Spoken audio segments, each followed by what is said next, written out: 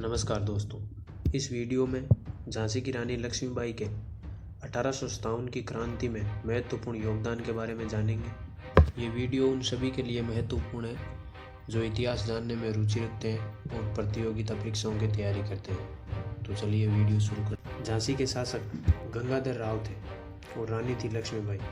गंगाधर राव की मृत्यु निसंतान हो जाने पर रानी लक्ष्मीबाई ने दामोदर राव को गोद लिया था, जिसे डोलोजी ने मानने से इनकार कर दिया और 1853 की अधीनस्थ पारथी नीति के तहत राज्य हड़प लिया।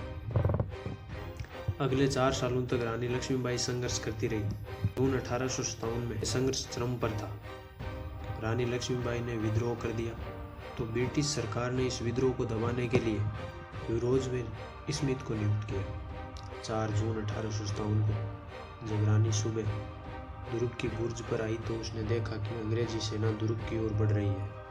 तो रानी लक्ष्मीबाई ने 4 जून की सुबह झांसी में क्रांति का बिगुल बजा दिया और अपने सैनिकों सहित अंग्रेजी सेना पर टूट पड़ी। दोपहर तक चले इस युद्ध में झांसी की सेना अंग्रेजों की सेना के आधुनिक हथियारों के सामने हार गई और अंग्रेजों ने झांसी पर अधिकार कर लिया।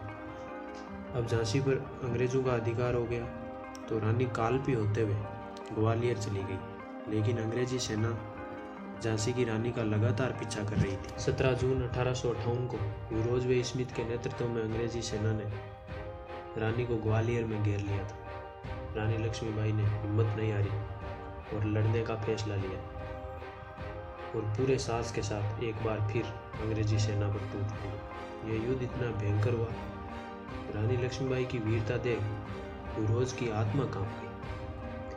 आज 17 जून 1858 को ग्वालियर रानी लक्ष्मीबाई के जयकारे और तलवारों की टनटनाहट और ढालों की खड़खड़ाहट अंग्रेजों की बंदूकों से तेज गूंज रही थी। शाम होते होते रानी लक्ष्मीबाई लड़ते हुए वीरगति को प्राप्त हो गई। रानी लक्ष्मीबाई की वीरता से प्रभावित होकर यूरोज ने कहा, इस भूमि पर वह औरत सोई हुई है जो विद्रोहियों के बीच एकमात्र मर्द थी।